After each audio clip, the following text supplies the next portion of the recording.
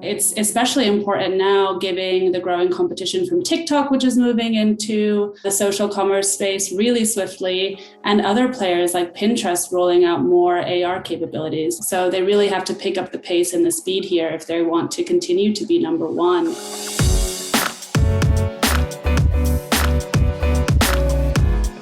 Hey gang, it's Monday. No, it's not Monday. No, it's not at all. It's not even the 23rd. Why do I have Monday the 23rd in my head? It's Thursday, the 24th, I think. V, is that right? I wish I could help you. I don't even know. What's the date today? I don't even know what the day is today. Yeah.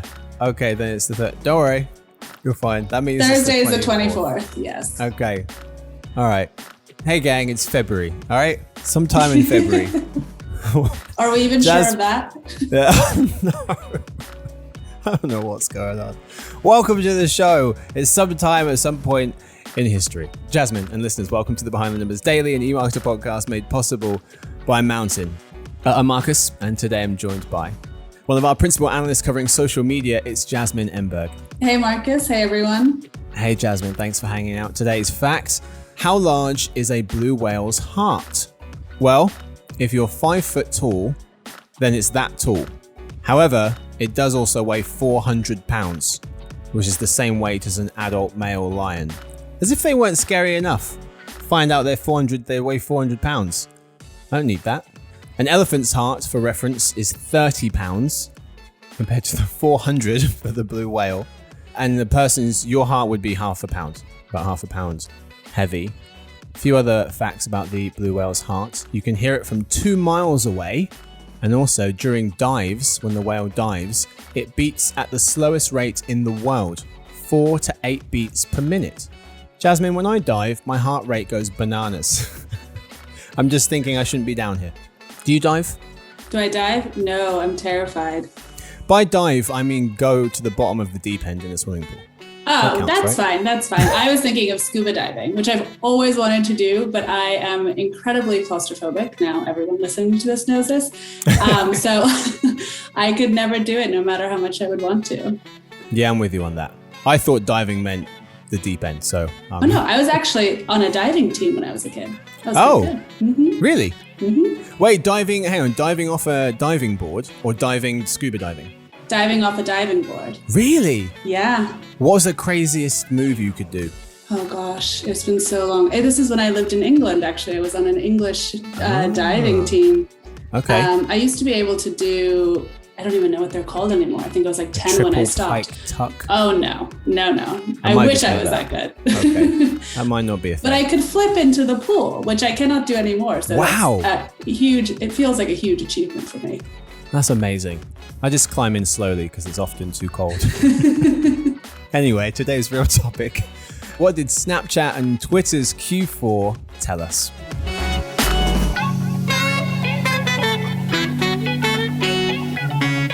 Jasmine, we're talking about those two companies I just mentioned, Snapchat and Twitter. We'll start with Snapchat.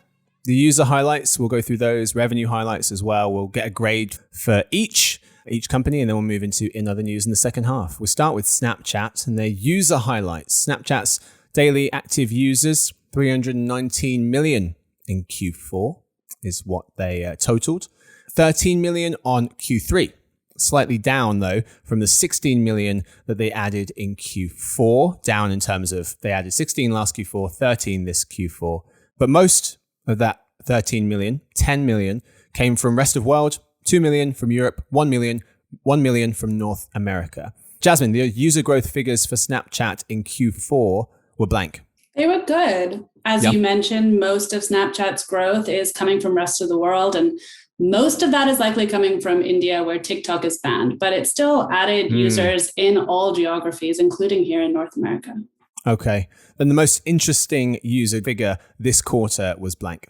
I'm going to go with the North America growth figure, actually. Really? I think the fact that Snap is still able to bring in new users in its home market is a pretty major feat, given all of the competition for user attention, especially among its core Gen Z audience. Okay. Yeah, that's fair. Continues to tick up, which is positive. We've seen Facebook users flat in its home market, or ticking down, I believe, in its home market. So yeah, going up is not guaranteed anymore for these social properties, especially some of the older ones, older being like 10 years old.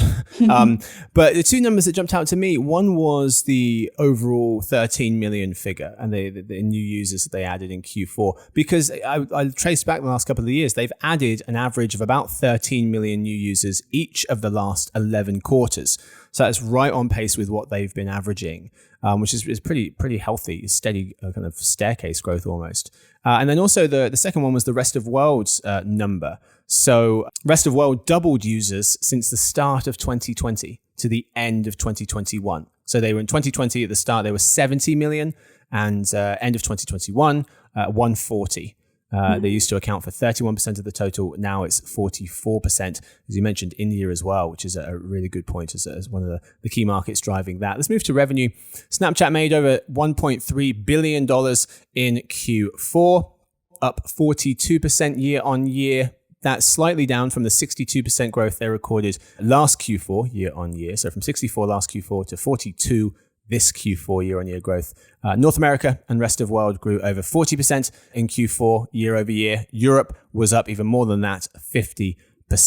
Jasmine, the revenue growth figures for Snapchat in Q4 were blank. They were stellar. After the disappointing earnings from Meta, there was a lot of concern on how Snapchat would perform, but it posted strong growth for Q4 and exceeded expectations for full year growth. It was really just a strong end to the year for Snap. And what popped? The most interesting revenue growth figure, in your opinion, for Q4 for Snapchat was blank. I'll keep it simple and go with the full year growth figure. There was definitely some slowdown in Q4 because of Apple's privacy changes. And I think they also cited supply chain issues on the earnings call.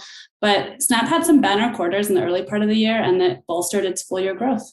Yes, that number. So full year, fascinating. $4 billion, over $4 billion made in 2021. That's up over 60%. 2020 growth was 46% full year. So from 46 full year 2020 to over 60 full year 2021. However, Jasmine, it does seem like Snapchat's still lagging behind the other players. Another figure that jumped out to me was 8th place. What am I talking about? Well, that's where Snapchat came in when US digital media professionals were asked which social media platforms they planned to buy advertising/monetize content against. 25% of those professionals chose Snapchat, which sat behind Pinterest's 32% and only just ahead of Reddit. That data was from Integral Ad Science from December of last year. So, Jasmine, they did pretty well, but they still are quite far behind the competition. How concerned are you about that? Yeah, and that's a fair point. I mean, despite all of the troubles that Meta and some of the other larger platforms have had, they're still really, the strongest players in the market, and Snapchat is playing catch up in many ways. Mm-hmm. I do think, it's a good sign this quarter that they were able to post such strong results, and they need to innovate and continue to make it an attractive place for advertisers. Yeah, speaking of that, David Cohen of Adweek recently noted that Snap took its next big step to integrate augmented reality and social commerce with its recent introduction of catalog-powered shopping lenses, saying that the new offering will make shopping via AR easier and more engaging for consumers. Your thoughts on this move? Well, Snapchat has really made AR the cornerstone of its social commerce ambitions. It's what it is hoping will set it apart from a lot of the other players. I don't think this move was totally unexpected. I believe that they had teased it out already last year, but it's especially important now, given the growing competition from TikTok, which is moving into the social commerce space really swiftly, and other players like Pinterest rolling out more AR capabilities. I think it was 1 or 2 weeks ago that they launched virtual try-on for furniture, for example. So they really have to pick up the pace and the speed here if they want to continue to be number one in the social AR space. Yeah. Jasmine, let's put a grade on Snapchat's performance in Q4. And I guess maybe if you also want to take into consideration full year. Yeah, I'm going to do a full year grade, and I am going to give it an A. I think, this was a very strong end for Snapchat, and I'm curious to see if they can keep up the momentum in 2022. Yeah, I mean, you've got to, yes. Over 60% growth full year in revenue definitely deserves the A. Let's move to Twitter. We'll talk user highlights first. Twitter's monetizable daily active users is how they count people. Reached 217 million in Q4, up 6 million on Q3. Better than the 5 million that it added last Q4. But yeah, pretty much all of those users came from rest of world. However, the US monetizable daily active users did tick back up 1 million to reach 38 million again, which is where they were at in Q1, the beginning of the year, before dipping slightly in the summer. So it started at 38, dipped a little bit, back up to 38 million to round out the year. Jasmine, the user growth figures for Twitter in Q4 were blank. So disappointing. I was actually disappointed. I was really cautiously optimistic that they would perform better than that, but the user growth figures were really lackluster this quarter. And the most interesting user figure for Twitter in Q4 was blank. I'll just go with the total users. I mean, it was 6 million more than in Q3, which wasn't great growth. As you mentioned, it was only 1 million more users added than they added between Q2 and Q3. And of course, Twitter's value proposition to advertisers has always been about the quality and the engagement of its users, which is still true, but it also put that really aggressive user growth goal into place. So it's really going to have to step up its game if it wants to meet it. You're talking about the 315, right? I'm talking about the 315, yeah. Yeah, that's what jumped out to me. 315 million users they're expecting. That's their goal for the end of 2023. So that means, they've been averaging about 8 million new users per quarter, each quarter in the last 3 years. Now, that does take into consideration in 2020, they had a Q1 bump of 14 million, a Q2 bump of 20. But that would make them that 8 million that they've averaged per quarter in the last 3 years. If they projected forwards, that would put them on pace. That's good enough for 281 million total users, 281 by the end of 2023. That would mean they would have achieved 66% of their goal. Would you be impressed by that, Jasmine, if they're able to get to 281 as opposed to 315? Or do you think that anything really shy of 315 is a miss? I think it's a really lofty goal. And actually, I polled LinkedIn right after their earnings about whether people thought that they would meet the 315 million goal. Do you want to hear the results? Absolutely, yeah. So I'm a nerd, and I was watching the results come in, and for a long time it was ticking no. Then when the poll ended, it ended up with a 60-40 split, with 60% of people saying yes, they think that Twitter will make 315. I'm not sure 315 million. I'm not sure I agree, to be honest. No, we've got to get a follow-up poll on why. Yeah. Oh, that's a great idea. Yeah. What could possibly be driving that? I don't know. That's we'll definitely see that. I think that is certainly ambitious. People typically give goals that are like pretty achievable and then smash them, and it makes them look good. But this is going to be tough to hit. Anyway, let's talk revenue for a second. US ad revenue grew at a similar pace to last year, slightly slower, 21% growth in US ad revenue in Q4 year over year. International was slightly ahead of that with 24%. Jasmine, the revenue growth figures for Twitter in Q4 were blank. They were pretty solid. We already talked about Twitter's user growth goal, but they also have a revenue growth goal. They are aiming to reach $7.5 billion by the end of 2023. And the growth that it posted in full year 2021 certainly didn't hamper its chances of reaching it. Yeah, that's the number jumped out to me. They made $4.5 billion in 2021. That's up a significant 40% on 2020. In 2020, it grew just 7%. So it sounded, face value, that 7.5 billion goal for next year, end of next year's revenue, 2023, did seem like a lot, but they made the jump from 3.2 in 2020 to 4.5 2021. So if they kept that up, I mean, it's a big ask to keep 40% growth up year on year, but that seems more achievable than the user figure. Was there a certain revenue figure that jumped out to you, one more so than the others? So I always point to this revenue figure, but it's actually more interesting this time. I look at the performance to brand advertiser split. And it's especially interesting this time because it's the first quarter that we have Agrawal as CEO. And he's already made a lot of changes internally. During earnings, he also said he's going to bring the focus of the company to personalization and better selection for advertisers, creators, and users. And with this new focus and with Agrawal's background, I think Twitter might actually be able to get closer to that 50-50 split instead of that 85-15 that they're at today, which could really help them reach that revenue goal at the end of 2023. Let's put a grade on it.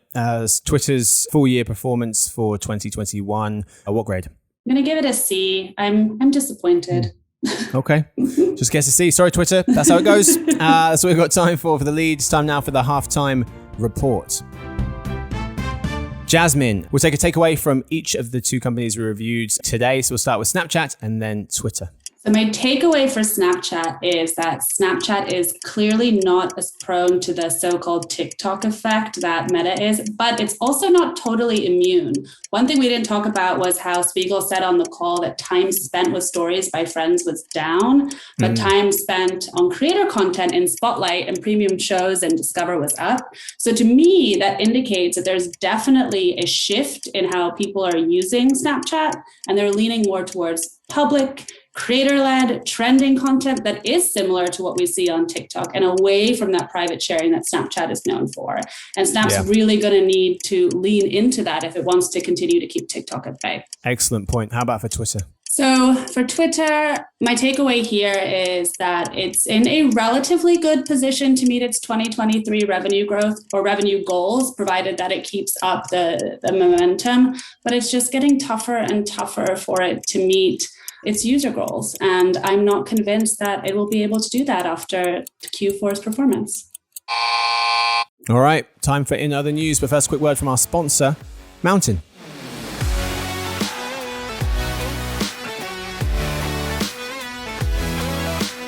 Mountain is turning connected TV into performance TV. Their marketing software solution gives advertisers everything they need to quickly and easily launch connected TV campaigns that are fully optimized to achieve specific marketing goals. From conversions and revenue to website visits and more, Mountain Performance TV is tailor-made to treat television as a performance ad channel, just like paid search and social. Visit mountain.com today to learn more and discover the impact it can have for your brand.